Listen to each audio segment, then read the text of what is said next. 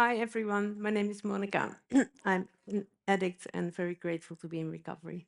And even more grateful that you're here today to share recovery with me. Who's here for their first convention? Wow.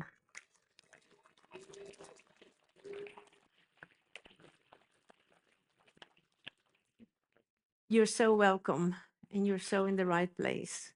Um, the convention is now Thursday, Friday, Saturday, 4 days old, and maybe you're still in the natural high. Maybe you're experiencing emotions or you're tired. It's the best opportunity to feel hungry, angry, lonely, tired. Don't worry, that's normal. Who's here with over 5 years sober? Look around.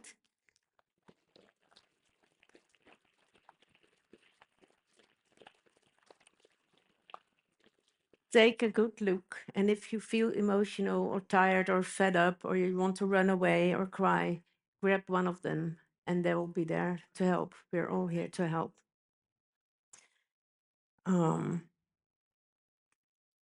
I want to thank first the convention committee for asking me and for putting up this amazing event. Can all of you who have worked to prepare this convention and been part of a committee or lend a hand to the committee, raise your hand? Let's give them a very warm applause.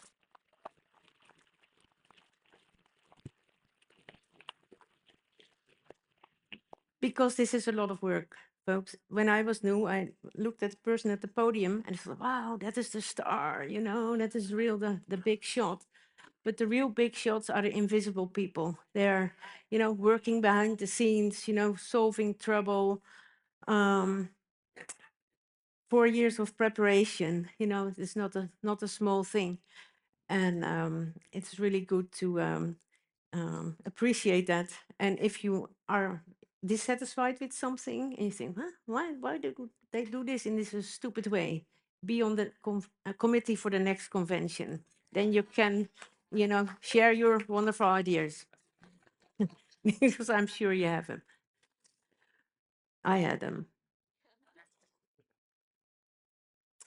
Um, I chose this song um, not only because it's a song from 1982 when I was 18, so now you know my age. And and that was the year CA was founded. Um, but that song really caught my attention and I loved it. I need you to need me. I want you to want me. I love you to love me. So that sounds good. um, that is how my life is going to be. That is what, this is how I'm going to shape my future. The name of the band is called Cheap Trick. Is that coincident, a joke, or just the truth, or cynical? Because that I need you to need me. I want you to want me. I love you to love me. It's just a codependent anthem, man. And why did I like that? Because I was already wired that way, and even long before I was 18. And that song tells me I was looking for love in all the wrong places. And love is a weird word. um, when I say love and you say love, we can mean entirely different things. When you say that's a balloon and I say that's a balloon, we both are completely on the same page. That's a balloon. It's not a giraffe or a doll or whatever piece of cheese. So, you know, when you say you love me, I say I love you back, and we're not on the same plane, probably. Not in my case, because I had no clue what love was. And so all my life, I was looking for love in all the wrong places. I ended up with a therapist. And I think, in my second conversation, we were talking about my upbringing. He said, yeah, you had incapable parents, and I felt ashamed. I felt angry. And I thought, I've only told you 2 or 3 things, man. um, So I couldn't do anything with that. And in the program, I learned to take a look at these things. And today, I understand, why I was looking for love in all the wrong places. Because my parents didn't have many qualities that are required for good parenting. Bless them. They're both born in the war, just before and in the war, and raised in poverty, in big families, low income, lots of responsibilities. What can you say? Um, a sociology professor I heard once say, um, behind the front door should be the most safe, the most secure, the most nurturing place in the world. But sometimes it's the most dangerous, risky, and scary place. And when there's a war going on, it's out in the open. You see the victims, with blood and houses destroyed, but behind the front door, who's looking? So it's not only scary, dangerous, and risky, but it is hidden away and no one is interfering in a lot of cases. And it was the case in my home. Um, when I was born, the marriage of my parents was to pieces. And usually, when a baby cries, the mother picks the baby up and holds her and comforts her. I was not a crying baby. My mother cried. She picked me up as a source of comfort. And I provided that. That is how babies sometimes do. And I knew nothing else. And that was my job. Of course, later I reconstructed that picture. But that was, she was important. Her feelings, her emotions, her sadness, her depression. That was my world. There were some other stuff. She's a hoarder. She's a rageaholic. So there was a lot going on. And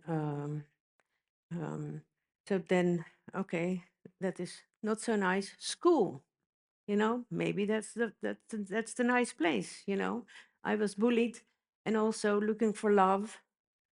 Not romantic love. I was 6 or 7, but there was this head teacher, and he had this fatherly, um, feel around them, and he would do surveillance when we were playing, and he would always have 2 children at his hand, and walking around. And I thought, and I never dared to play with the other children because they wouldn't include me.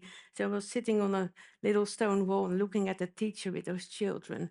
I thought, oh, if I could be one of those children, with this wonderful, man with this fatherly image. I wanted that. And but I thought, he doesn't see me, why would he? No one sees me. But lo and behold, one day I dared to approach him, and then I would walk up with him. And what then happened, we went inside. And I thought, that's a bit weird, you know, because he's supposed to walk around and, be responsible for the children out. But we went inside. He set me on his lap and he kissed me. And I kissed him back because that is what I had already learned, you know. When someone wants something of you, you give that. Other stuff happened that are not supposed to happen. And so I understand, why what was my blueprint. But at the time, of course, not. I never told anyone because no way. In my house, there was my parents, their fights, um, my mother's needs, and that was it. I remember all I wanted is to be left alone. I had no ambitions. My ambition was leave me alone. um, I was was full of fear, intimidated by people. I wouldn't take part in, other kids playing. I just like to watch. I sat on a chair with my teddy bear and watch other people play, and didn't have the ambition to play with them. Um, so I left house. My parents divorced. I left the house. I thought, well, now it's time for me. But of course, I end up with a a guy, he was quite normal. He fell in love with me and he says, "Oh, I love you." And what do I say? I love you back. I had no clue what it meant. But, what are you supposed to say? I can't just say, huh, huh? What are you saying? No, I do as I feel. I'm supposed to say what you want. And, I'm still a sucker for needy persons. So he had a stutter, he had some problems with his brother, bring it on. Here is Monica, I'm going to fix you, and then I feel good. That is, my reason to exist. Then I feel valued and mature, and, I no one will kick me out of the bus because I don't have a ticket.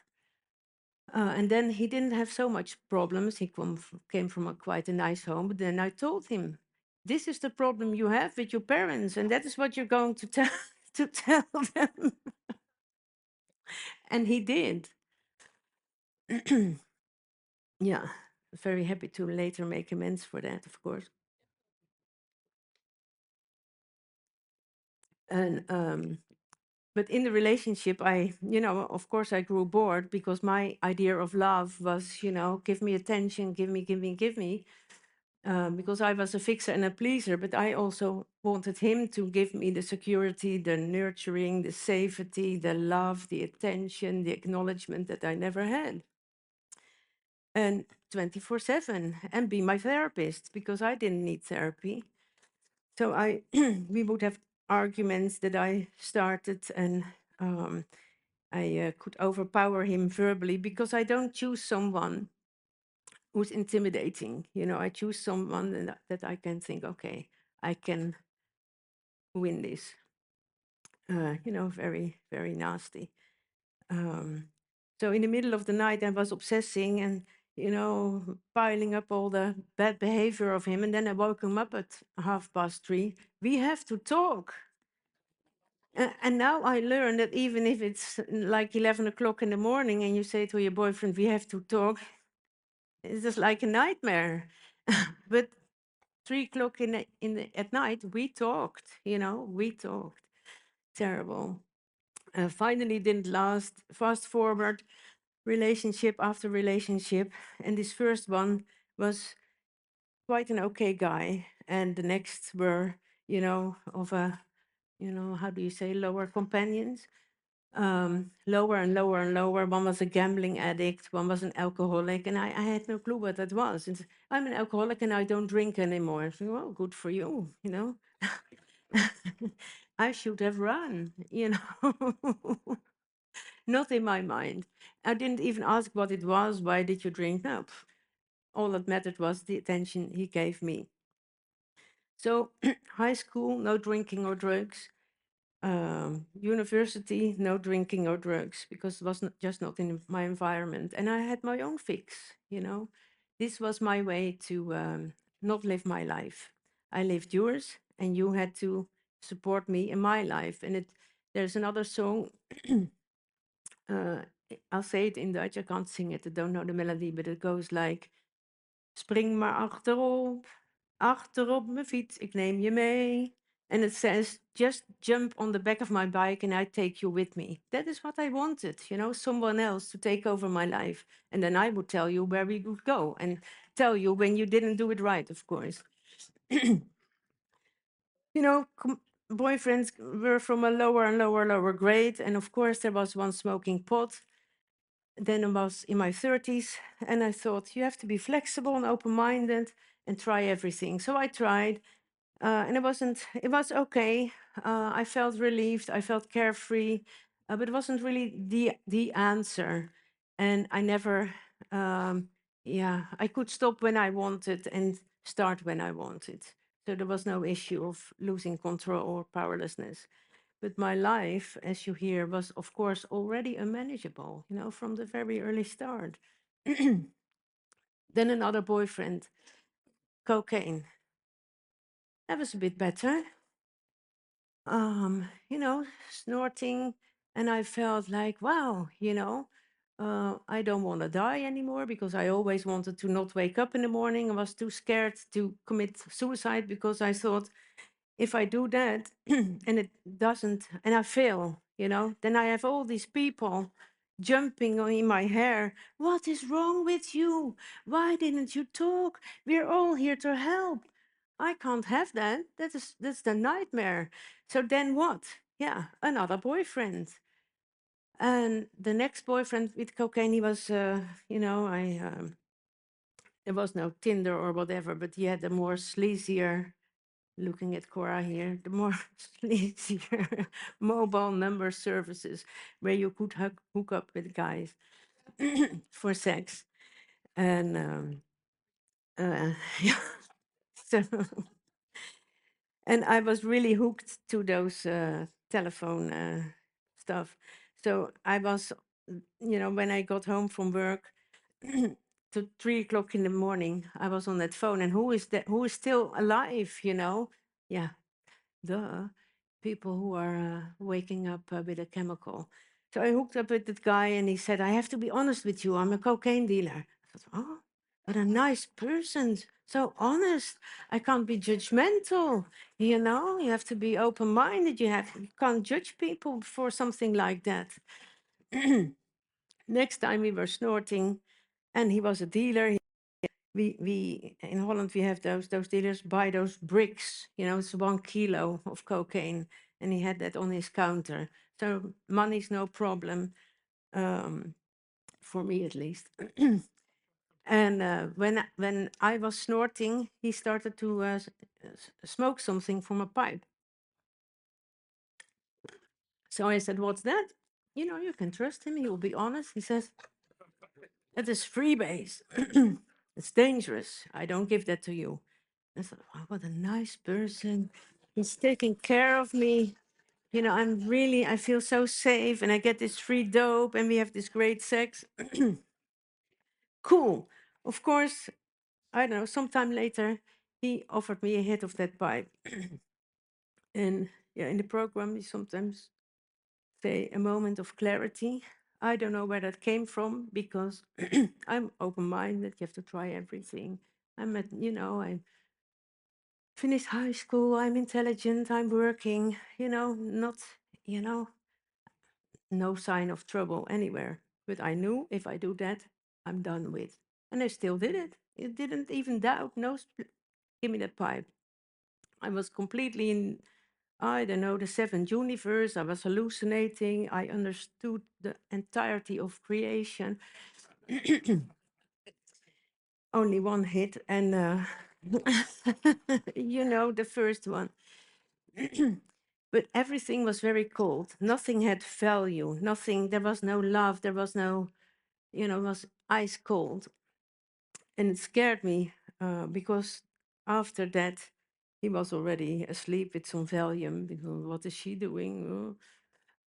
And I fell into a very deep depression, and I knew now I have to run. This is bad. This is scary. This is horrible because I am familiar with depressions. I never wanted to live. I wanted to be dead. Um, I wasn't interested in my life. I just wanted it to be over with, the struggle and you know, there was no good in my life that I saw, and I felt totally incapable of bringing a change about.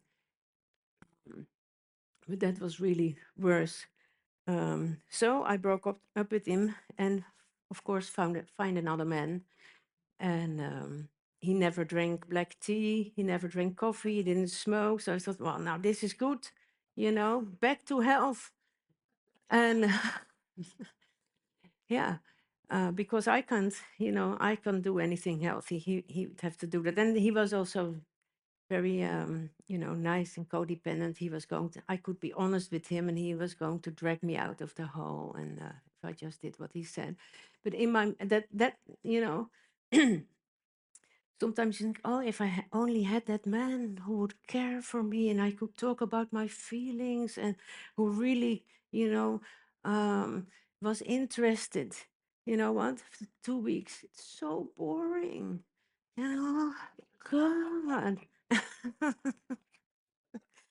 So my head started to go to the dealer with the crack pipe, and and I knew I didn't want that ever again, ever, ever, ever again. And my mind kept going there. And I knew, I don't want this. I made a resolution. This is bad. This is dangerous. This was awful. And my mind kept going there, and the thoughts were stronger. First, it was like a grainy black and white picture, then a nice color print, then it was a movie, then it was music, and then it was 4D. But I couldn't break up with that codependent boyfriend because all the time I said, I don't want this anymore. He said, I'm not interested in what you don't want. I just want to know what you do want. So I went to a drug help facility because I was just worried, but only about those thoughts, one hit. And it was driving me mad. And I wanted that, and I didn't want it, but I wanted it. So I go to these people and explained what was happened. And they said, yeah, don't do that pipe anymore. That is dangerous. So, oh, good. So I was right. It is dangerous. Good. And now they're going to tell me how to not do it. So I said, okay, what do I do when I, have that urge, that necessity, that, overpowering drive, that is where I want to go. Just take a hot shower. Okay, thanks, but no thanks. Can't blame those people. That's how they're educated. But I thought you help people with a hot shower, then those people have something totally different than what I have. And there was a closed door. So I went back, of course, to the dealer. We started cocaine, more freebase. The brick was gone. We started to freebase the bags that were for the sale. I started to, of course, use my savings money that I had a lot because I was, functioning and working and, having fun in the weekend. In my entire using days, I was 5 days of the week, I was clean. I could stop because I always stop. Later, I understood that the reason I went to work was to keep my denial going. Because when you're working, you're not an addict. And I didn't want to be an addict. I just wanted to party. But I knew now I'm a little bit on shaky ground. So I need to make a crisis plan. If I am an addict, I need to stop. If I need to stop, I want to stop. And if I want to stop, I can stop. Not how I'm going to do that, because I knew I can't go there, and I didn't want to go in that area, how to do that, because in myself I knew no way, no way, because 5 days of the week I worked, but in the weekends when I was partying, that was the only time I felt alive, I felt free, I felt liberated. I was no longer a loser, an idiot. Everyone, of course, found me very interesting, sexy, capable, whatever. That was my answer. My life was unmanageable, and this was the life I was supposed to have. This was how I was supposed to feel all along. This was my answer. More crack, um, sometimes a resolution, but then I always con- consciously changed my mind. No, it's just a change of plan. This is a real nice weekend to get loaded, and he's calling me, and you know, so um, I could fool myself very well. So it was not, oh, I did something I didn't want to do. No, because I told myself this is what I do want to do, and I already experienced that I couldn't stop once I started. I also had a solution. Once I start, I keep going. I allowed myself that before because I knew that is what I wanted. I don't want to use and then stop. That's horrible. That's awful. That is, the worst internal war you can imagine. It's about partying, right? So when you go for gold. Fine. Of course, after being up for 3 days and, 10, 20, 30 grams later, um, that was not what I wanted. And now I knew it for sure, and I was going to learn a lesson. And of course, that didn't work. And, the lines got fatter, the grams went faster. It was not only that, it was also, it got a little bit dirty. He had a big dog, but, we were going to walk the dog tomorrow, next day. just feed him. And there was a little, we have those houses in Holland. So there's the front door, there's a little step, and then there's a stairwell. And that step is like this big. So the dog was doing what he's supposed to do when you're walking him on that little step. And it was a big dog, so what a dog is doing is also big. And we just went to get some new supplies, and we just jumped over the whole dog shit onto the stairs. And, you can't tell me, even when I was fooling myself, that is a party, you know. But that was, an exception, blah, blah, blah. But I was starting to get a little worried. And at one day, I was cruising on the internet. It was not like this now. You had to go with a modem and bleep, bleep, bleep, bleep, bleep, bleep, bleep, bleep, all these little weird electronical sounds. And my colleagues were on the internet and was sort of modern, and I wanted to, keep in touch with them. So I thought, okay, I'm going to look at something in the internet also, and then, I can have a conversation on Monday. And of course, I wasn't interested in anything. But I was looking on a health site because I'm interested in health, of course, well-being and, healthy food, what have you.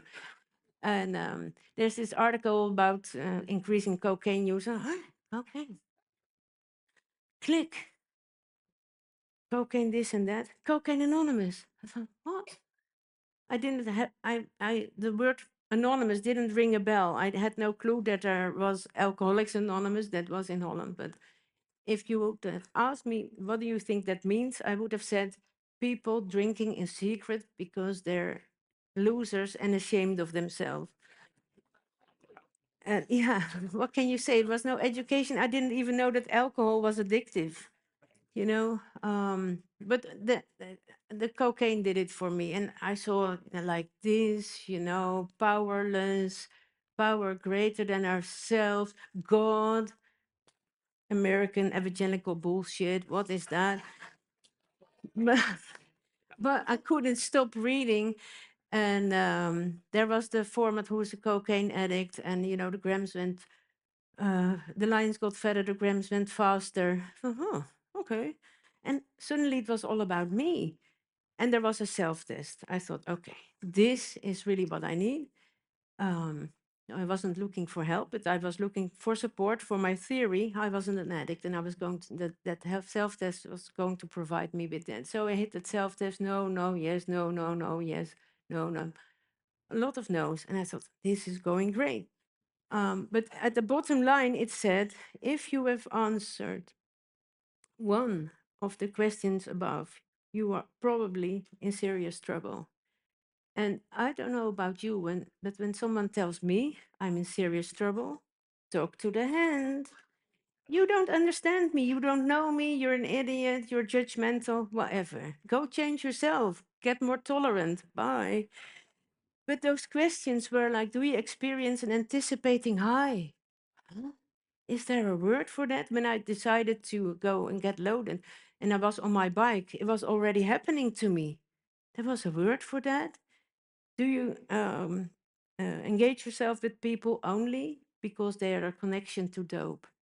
Yeah, that's embarrassing. I had a little bit of morals left. But that dealer, I wouldn't even talk to him when he didn't bring some coke.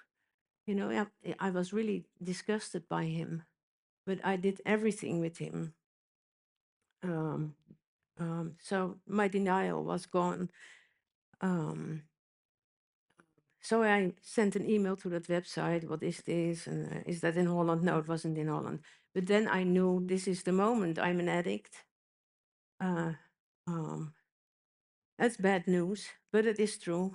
Now I need to stop. When I need to stop, I want to stop. When I want to stop, I can stop. Still know how I'm going to do that. But I knew that that was the only choice. And I also knew my everything that I enjoyed in life and that I found worthwhile and what made me happy, also such a funny word, was gone. And I was stuck with all the shit, all the unmanageability, all the fears, all the hatred, all the resentments because then I read that fourth step, ninth step, make amends. I thought, who's going to make amends with me? Huh? Hello.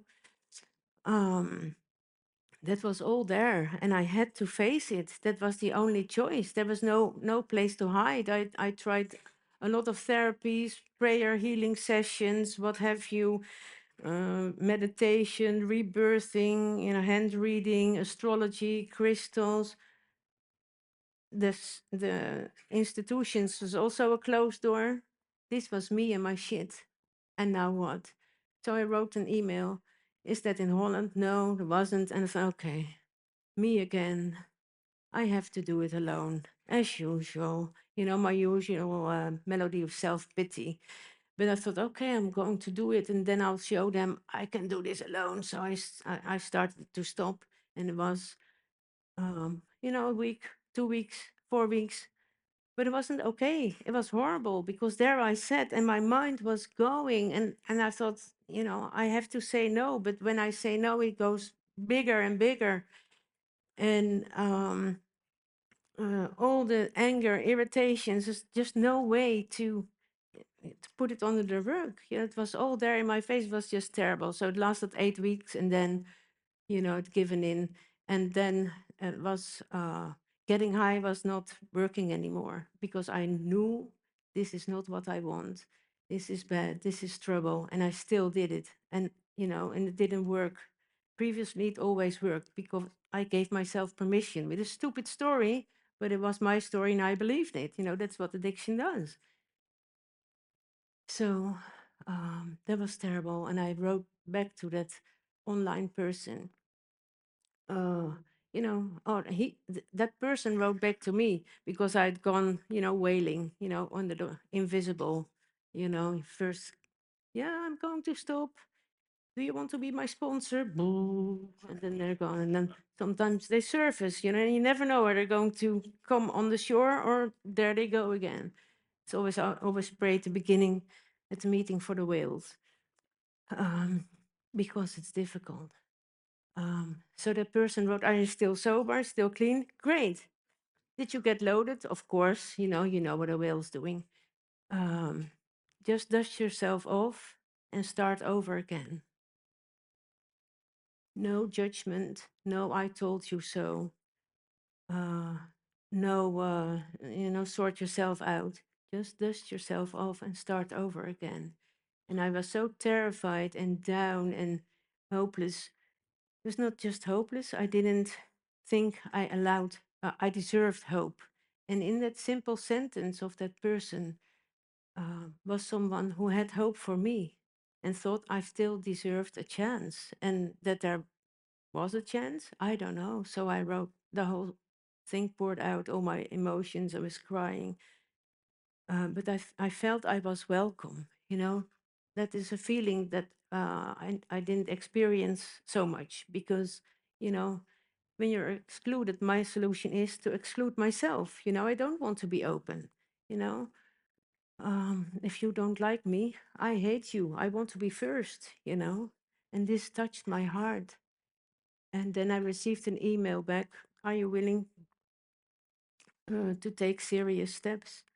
And then I said yes, and I know this is going to be, my last chance, and it's going to be.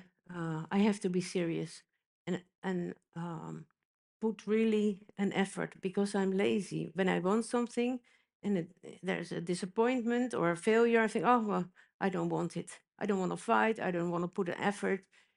And I knew that was coming, and I knew for the first and one and only time of my life, I had to not listen to that and just continue.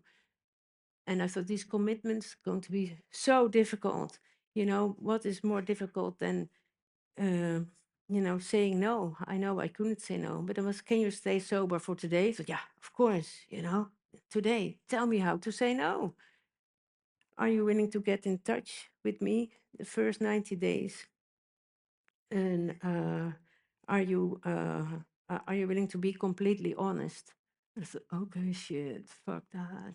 That is terrible. I can't manipulate. I can't, perform. But I knew deep in my heart that is what I really needed. And started to work the steps. I found online meetings, and I started to understand what was the matter, that addiction is a disease. I can take responsibility, but I'm an addict. I will have crazy thoughts, not only about using, just complete crazy, insane, deluded, whatever. Um, and I'm so grateful for CA for putting up that website and wording those questions in a way that you just cut through the denial. And that is what CA is about for me, for reaching out. Because you care and there's, thick concrete layers of denial. And, you have to find a way to, make people answer those questions honestly. And what I love in CA is let us love you until you can love yourself. I've been in those sessions, stand in front of the mirror, Monica, I really love you. You're a unique and gifted person. Your beauty shines. You know what happens in the back of my head? I go cynical laughter. Do you really believe this crap? Do you have now you're really a loser that you have to resort to that lame bullshit? No one ever told me to love myself.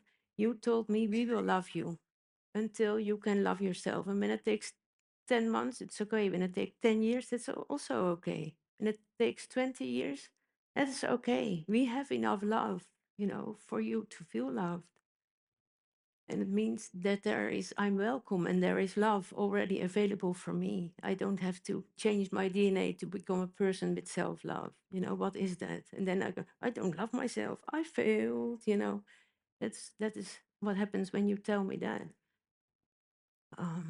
And that is really what I've gotten here. And layer by layer, I started to look at what made my life really unmanageable. But it wasn't the drugs that made my life unmanageable, it was my solution. But if I don't get to causes and conditions to why I had those fears, holding on to resentments, it's not possible to, stay clean for me because I don't want to feel that way. I can't bear that any longer. I need a solution. And I knew when the higher power, and it was explained to me a little bit, it was a spiritual solution. And I knew that is what I need. That is what I've been looking for instead of looking for love in all the wrong places. I need a spiritual solution. That is what people can't give that to me. I can't give that to other people. It has to come from a higher power greater than myself, power that is more loving, understanding, supporting, comforting, nurturing, welcoming, understanding, tolerant, forgiving. And that is what I found. And for the first time, I could connect with the pain and the loss because there was a higher power. And I could just say, I can't bear this. I'm going to drown. You need to come help me now. That is how I pray. I demand my higher power because I'm in need and there's nothing else, you know. And my higher power comes to help me and heals me. And it's really, there's no pain deep enough for my higher power not to be able to heal it. There is, my higher power is bigger than my pain, bigger than my loneliness, and I'm no longer alone. And it didn't happen overnight, but when I really pray from the depths of my despair and my loneliness, um, that's a different flavor of prayer. And then I really have experienced the warmth and that I'm welcome with my higher power. I've been able to express my anger towards my higher power. Completely okay. The answer I got was, of course you're angry, and I'm so happy. You come with your anger to me and stop, struggling with that. Um, my father died in my recovery. I'd, he was he isolated himself from us when they got divorced. And we found out he was dying. I had, worked my step, forgiven him, acceptance, understanding. And there's a big correlation between understanding and forgiveness. Doesn't mean I discount the things that happened to me, but it means I understand where he came from, and that softens my heart. And it's a wonderful feeling. We don't forgive for the other person, It's so much better feeling than feeling the hate and the anger and the bitterness. I went there, and then what I wanted when I read that step 9 for the first time happened.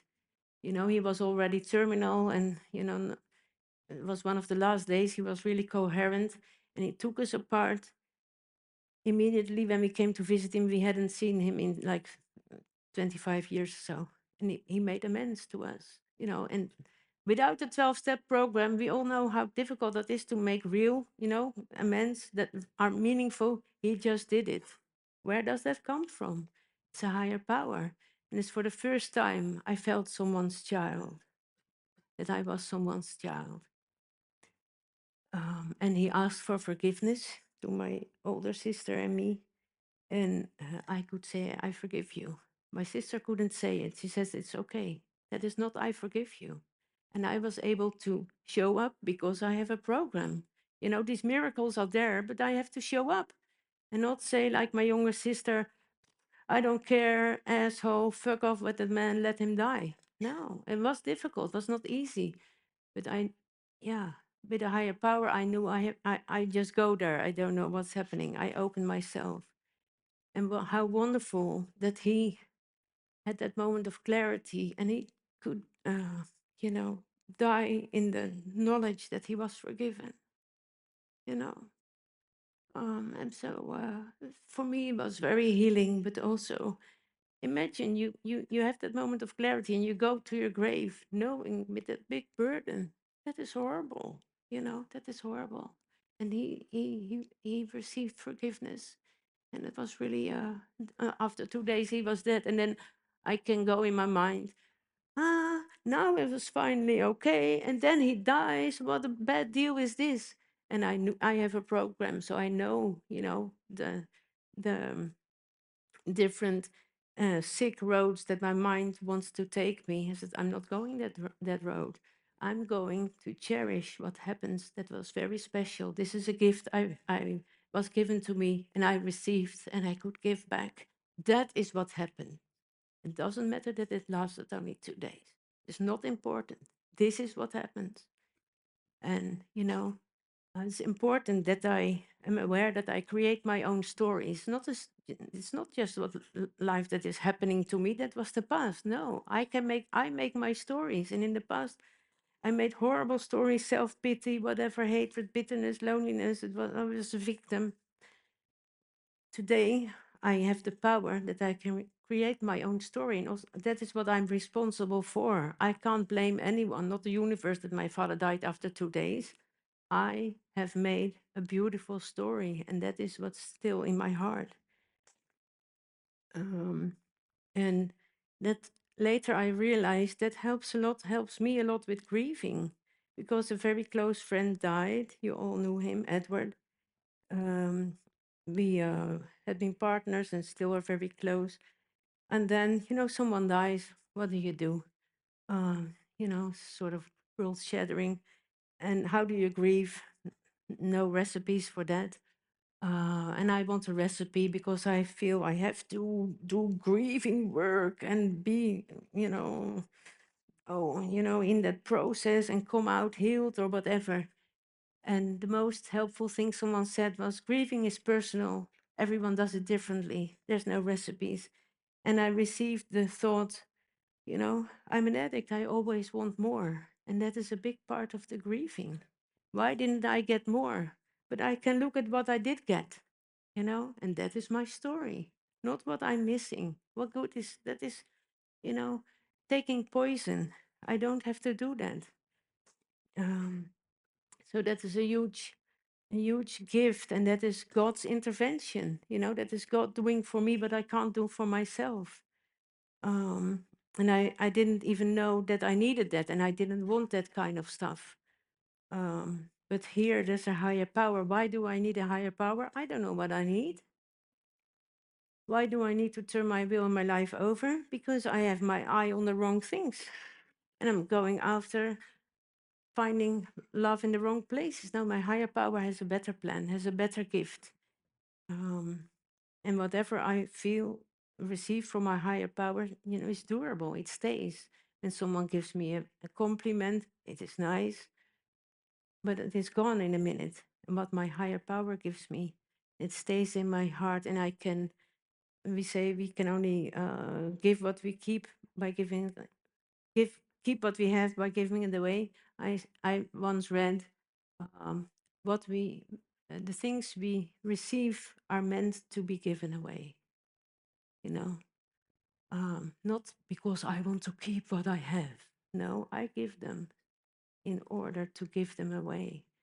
And that is the most beautiful feeling, and it's very healing also to give that away. That is more healing than any grief work I can do. So I'm enormously grateful with the life I have today. Some people say, I'm so happy I have my life back. Great, everyone's story is different. But I don't want my old life back. I was sober for a long, long time before I started doing drugs, and was just unbearable. I don't understand how I was able to live that life for so long without chemical support. And when I keep doing this, I never, my old life, I never have to end up there again, and that is really wonderful. And thanks to all you in the steps and a higher power and sponsor the whole package. So if you want some of this, keep coming back. Thanks.